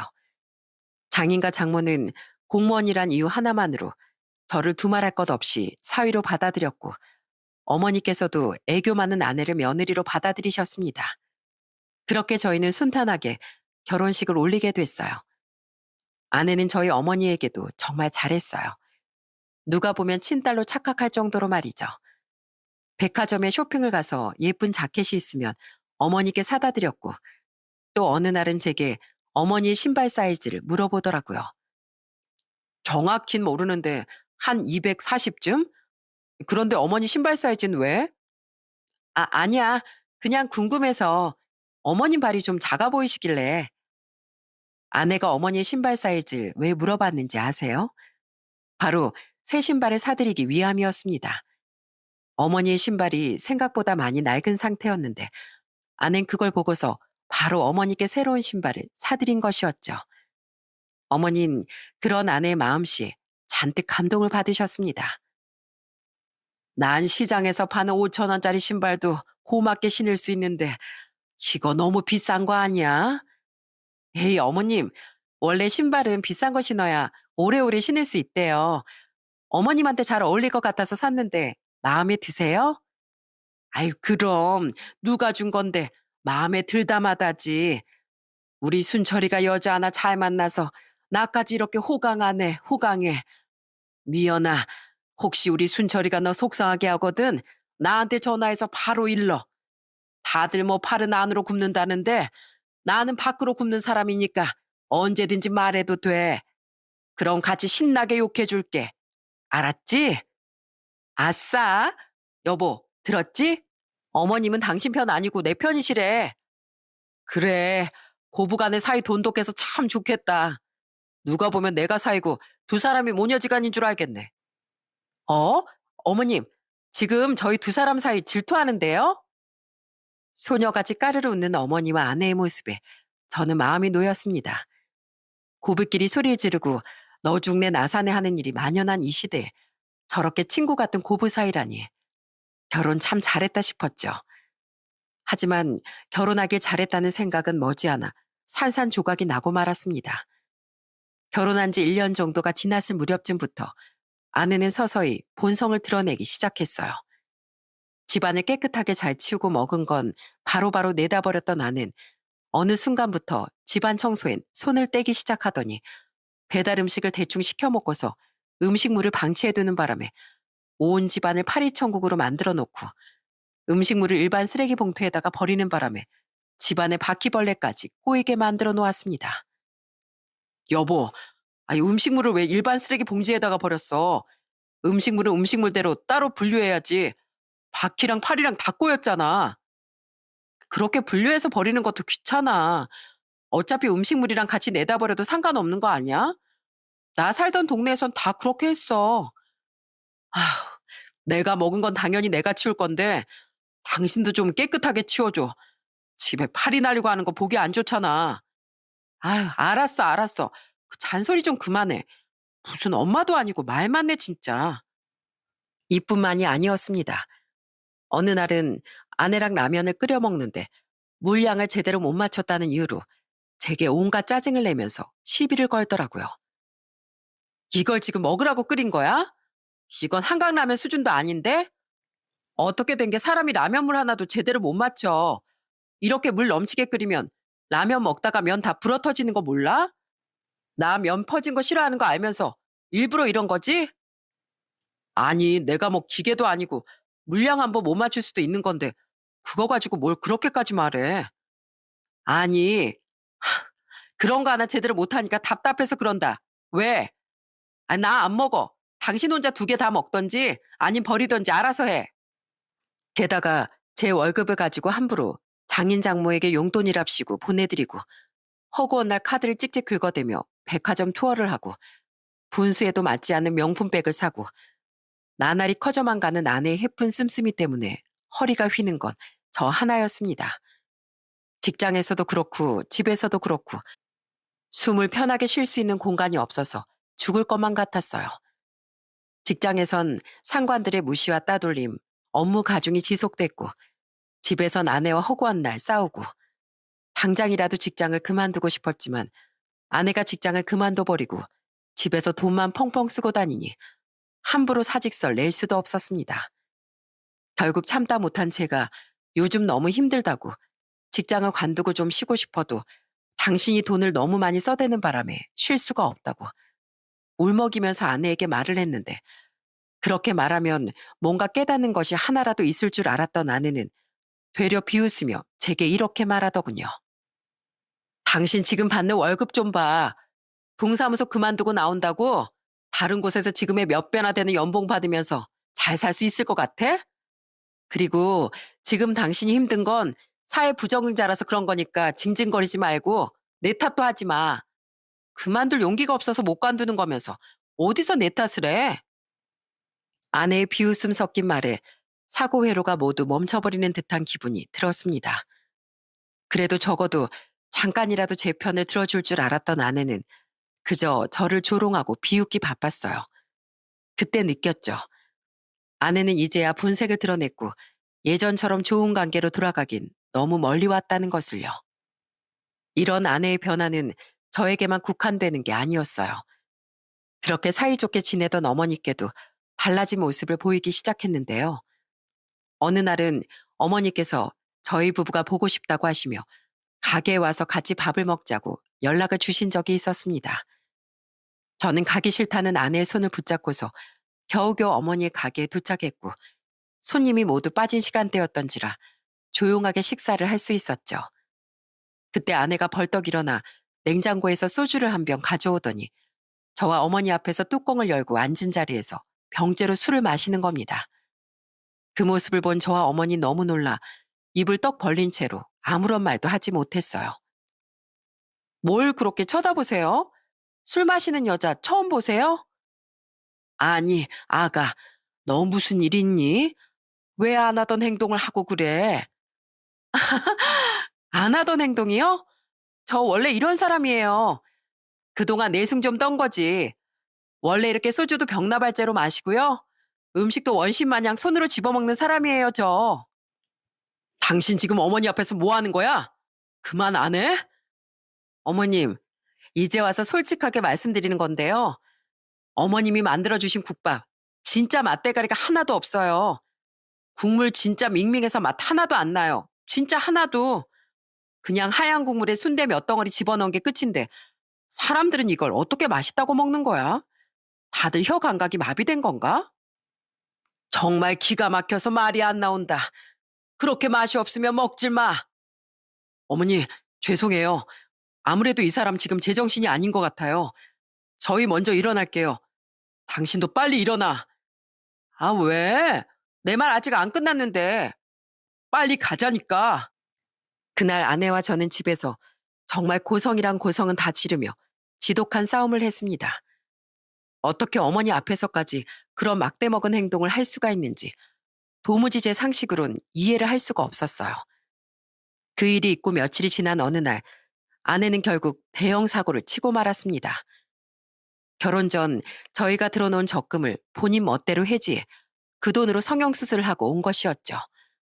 당당한 걸음으로 집에 들어온 아내는 완전히 다른 사람이 되어 있더라고요. 당신 얼굴이 그게 뭐야? 보면 몰라? 살짝 튜닝 좀 했지. 아우, 아파라. 마취가 슬슬 풀리는 중인가?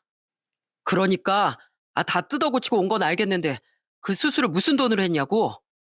아, 이거 우리 적금 들어놓은 거 그거 깨서 질렀지. 총합 2천만 원. 아, 참고로 다 한 거 아니야. 오늘은 눈이랑 코만 했어. 뭐 적금을 깨? 당신 제정신이야 진짜? 그 돈이 어떤 돈인데 적금을 깨? 그거 나중에 우리 다 모이면 더 큰 집으로 이사 가려고 모으고 있었던 돈인데 그걸 성형하는 데 썼다고? 당신 진짜 미쳤어? 아, 그럼 사람들이 내 인상 보고 사나워 보인다는데 어떻게 그럼? 외모 지적받는 것도 엄청난 스트레스인 걸 당신이 몰라서 그래. 아내는 되려 제게 적반하장으로 화를 내더군요. 적금을 깨서 성형수술을 했다는 말에 저는 정말 화를 참을 수가 없었어요. 그래서 다음날 날이 밝자마자 아내가 가지고 있던 명품 가방 3개를 죄다 중고장터에 팔아치워버렸어요. 중고라도 명품은 명품이었기에 거의 원가에 가까운 가격으로 가방 3개를 팔 수 있었습니다. 그 사실을 알게 된 아내는 제게 비명에 가까운 소리를 지르기 시작했어요. 당신 미쳤어? 그 가방들 얼마짜린 줄이나 알아? 내가 어떻게 구한 건지 알긴 아냐고. 얼마나 힘들게 기다려서 샀는데 그걸 중고로 팔아? 그 가방 하나가 당신 월급보다 많아. 알아? 당신도 나랑 상의 없이 적금 깨서 얼굴 뜯어 고치고 왔잖아. 그래서 나도 당신이랑 상의 없이 당신 가방 팔아서 빠진 적금 비용 채운 거야. 명품이 참 비싸긴 하네. 중고로 팔았는데도 적금 값이 다시 돌아온 거 보면 나 이제 당신이랑 못 살아. 아니, 안 살아. 더 이상 이렇게 사는 것도 지긋지긋하고 토 나와. 우리 이혼하자 제발. 어, 듣던 중 반가운 소리네. 나도 당신 같은 여자랑 더 이상 한 집에서 같이 살 생각 없어. 명품 가방을 판 것이 제일 타격이 컸던지 결국 아내는 소리를 지르며 제게 이혼을 통보했습니다. 물론 저는 거절할 이유가 없었어요. 이런 사람이랑 어떻게 평생을 함께 살 수 있겠어요? 그렇게 저희는 합의 이혼을 하게 됐습니다. 돈을 물쓰듯 펑펑 써대고 적금마저 성형수술 비용에 모두 태워졌기에 재산 분할이랄 것도 없었어요. 그래서 반 전세였던 집에 보증금을 빼서 나눠 가지고 저희는 그렇게 이별했습니다. 잘 살고 싶었어요. 하늘에 계신 아버지께서 내려다보시며 우리 아들 참 잘 살고 있네. 이렇게 흐뭇하게 바라보실 수 있을 정도로 보란 듯이 잘 살고 싶었습니다. 그런데 그 끝이 이혼이라니 참 씁쓸하더라고요. 아무렇지 않은 척 하고 싶었지만 오직 한 사람, 어머니 앞에서만은 그러지 못했습니다. 이혼 직후 공무원 생활도 그만두고 거의 매일같이 어머니 국밥집으로 찾아갔고 제가 찾아가면 어머니는 아무 말 없이 제 앞에 소주 한 병과 따뜻한 국밥 한 그릇을 내어주시곤 조용히 주방으로 들어가 설거지를 하셨어요. 그리고 한 일주일 정도쯤 지났을까 제 휴대폰에 알람음이 울렸습니다. 어머니께서 제 통장으로 100만 원이라는 돈을 보내주신 거였어요. 그리고 곧이어 온 문자에 저는 그만 눈물을 터뜨리고 말았습니다. 사랑하는 우리 아들, 엄마가 100만 원이란 돈을 보낸다. 우리 아들은 세상에서 제일 잘난 사람이야. 그러니 절대 기죽지 말고 당당하게 어깨 쭉 펴고 살아. 아들이 울면 지켜보는 이 엄마 마음도 찢어지니까 이제 울지 않았으면 좋겠다. 우리 아들, 엄마가 진심으로 응원한다. 죄송해요, 어머니. 어머닌 등을 돌리고 설거지를 하고 계셨어도 다 알고 계셨던 겁니다. 제가 계속해서 눈물을 흘리고 있었다는 것을요. 그렇게 어머니의 문자를 받고 기운을 차린 전 택배 기사 일을 하게 됐어요. 인터넷으로 구직난을 찾아보는데 제일 눈에 띄는 공고가 있길래 바로 지원을 했고 면접을 보고 나서 합격을 하게 된 것이었죠.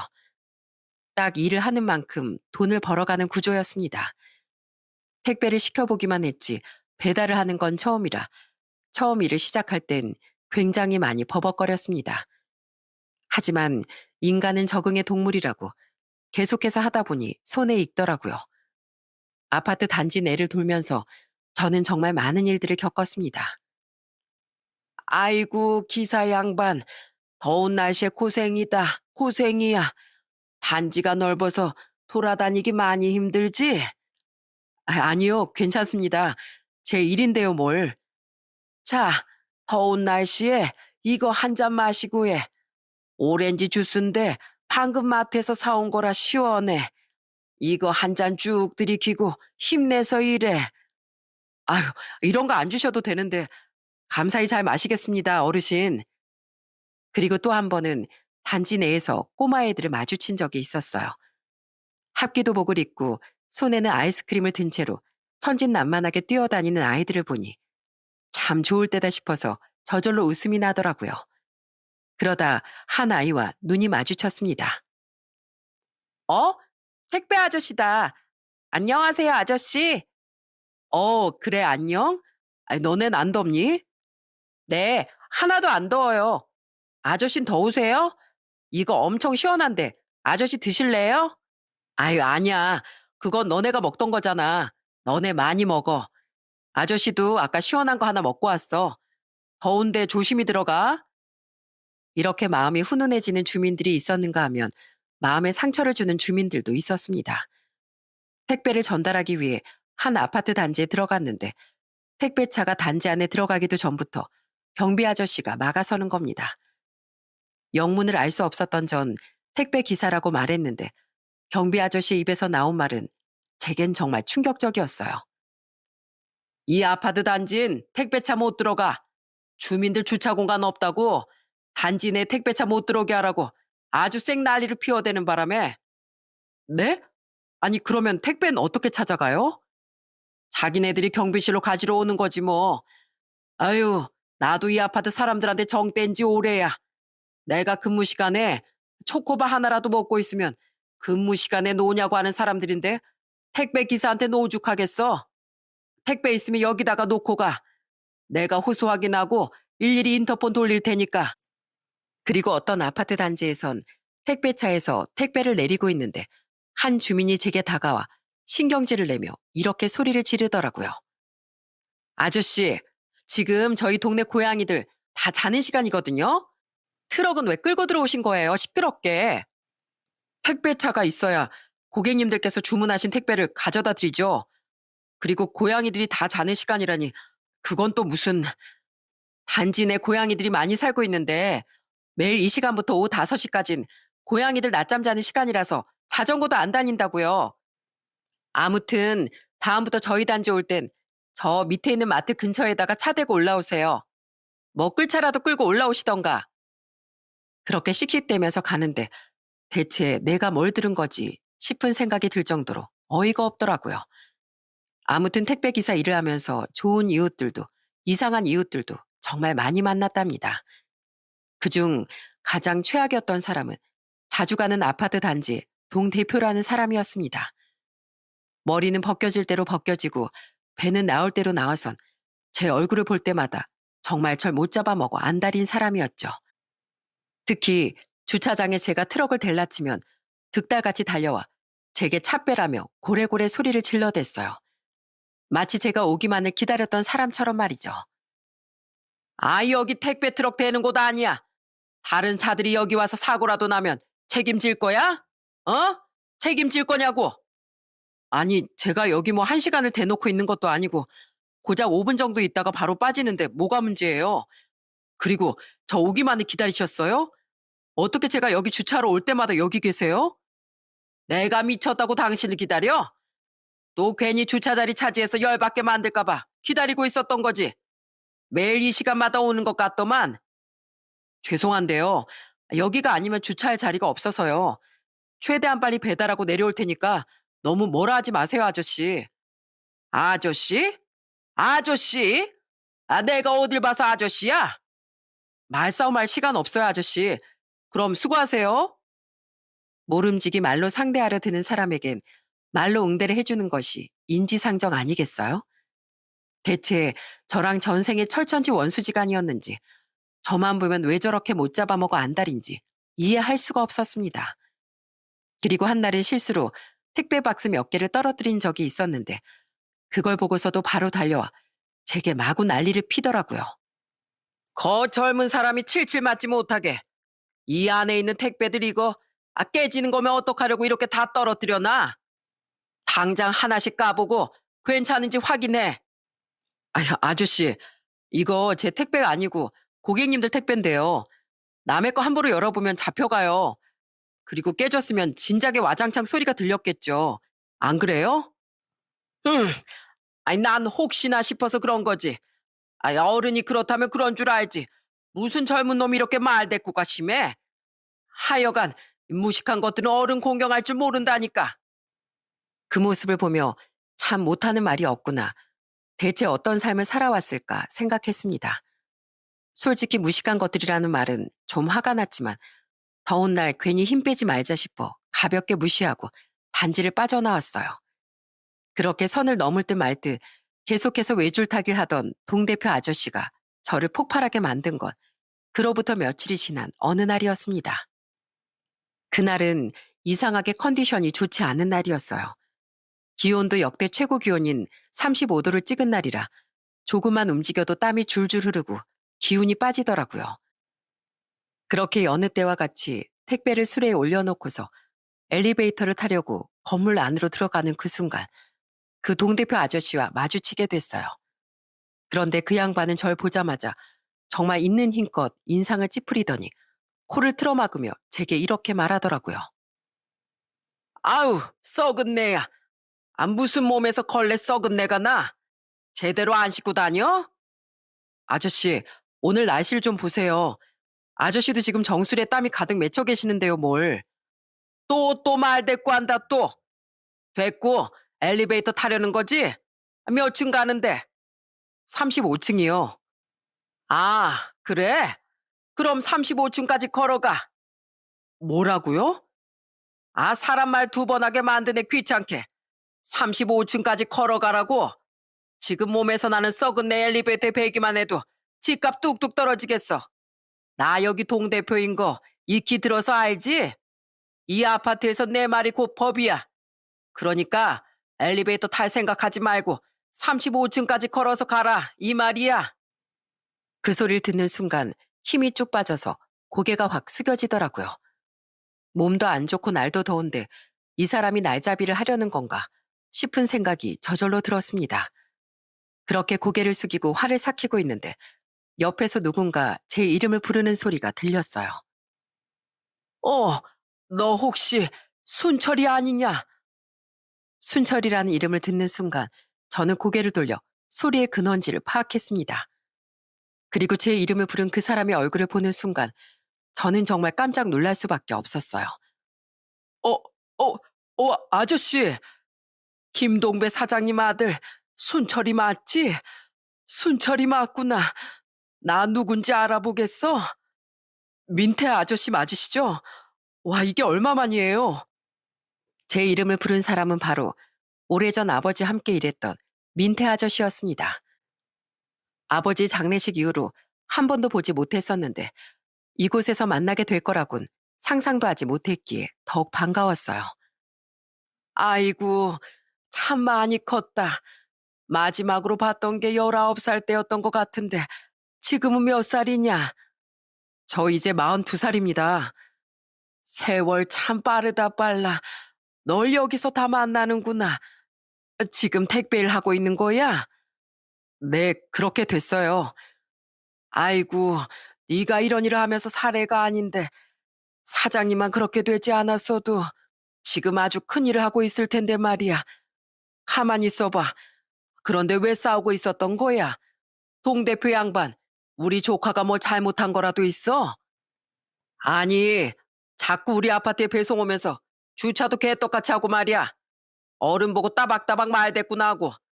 오늘은 아주 몸에서 걸레 썩은 애 풀풀 풍기면서 오길래 엘리베이터에 냄새 배게 하지 말고 35층까지 걸어서 올라가라 했지.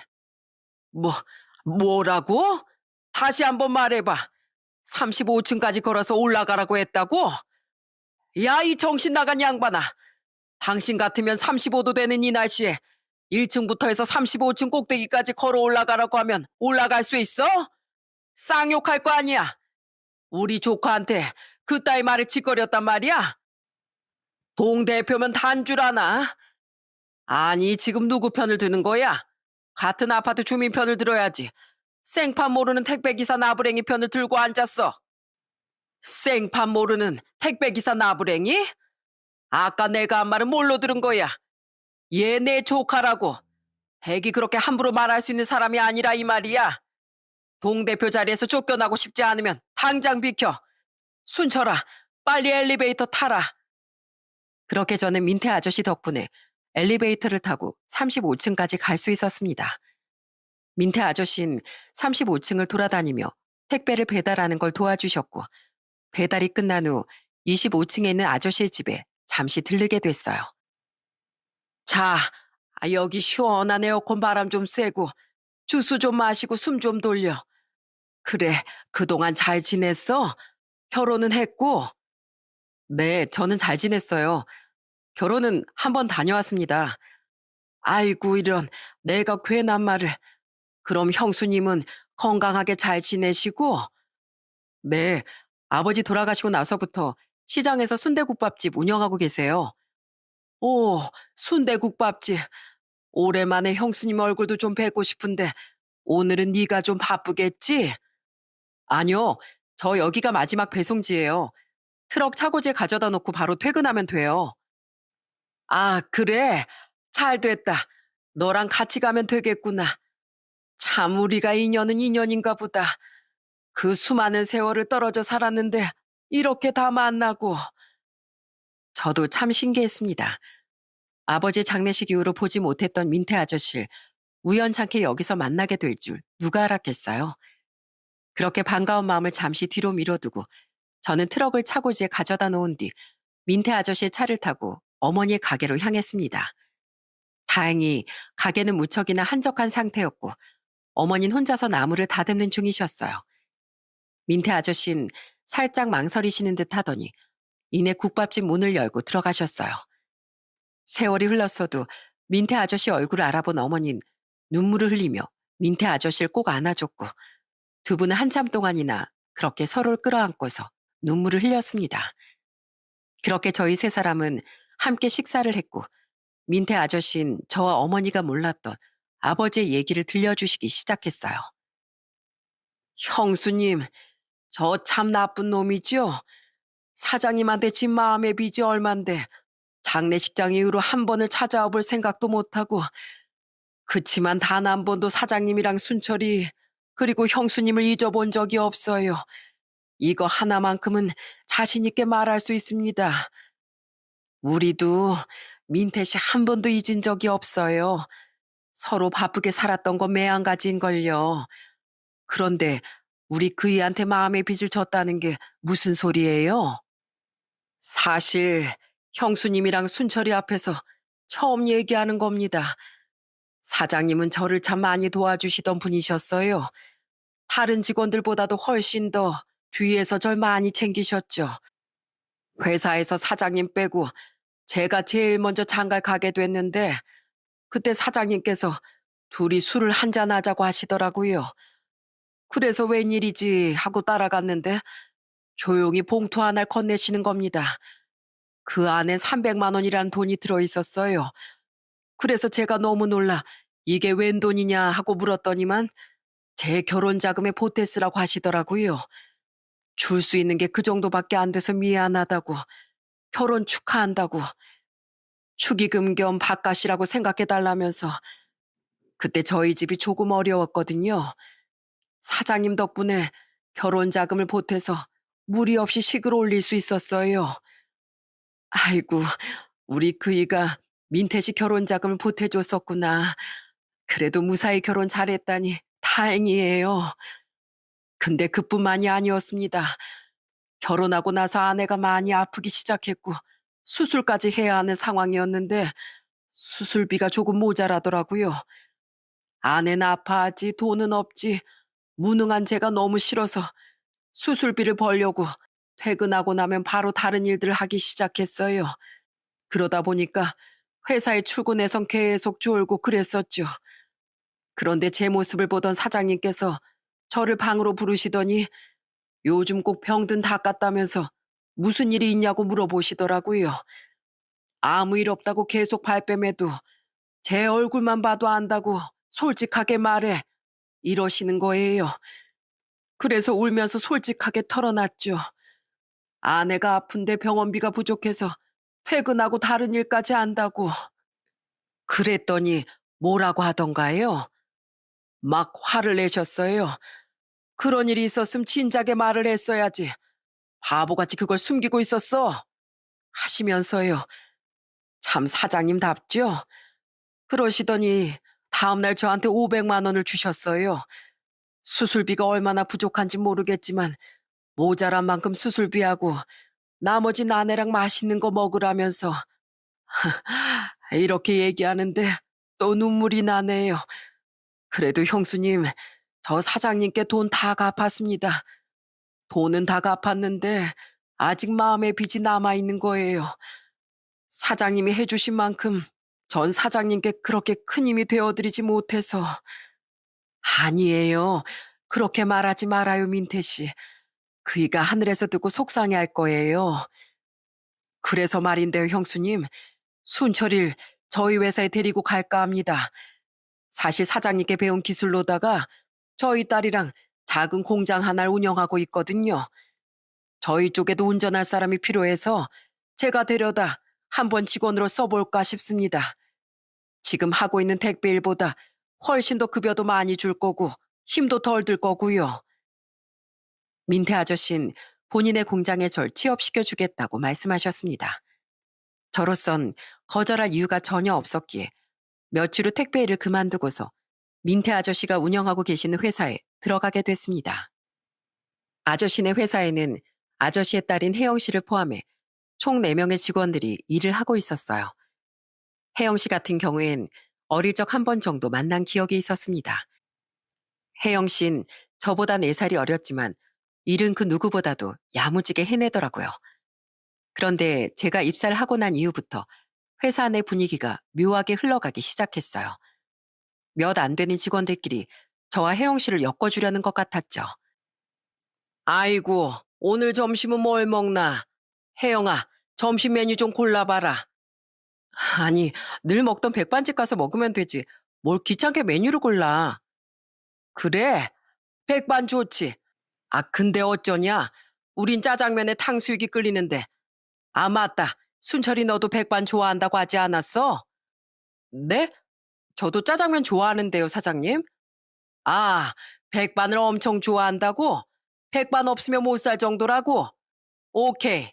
그럼 혜영이랑 너랑 둘이 같이 식사하고 우린 오랜만에 탕수육에 짜장면이나 한 그릇 하러 가지. 오늘은 사장이 쏜다.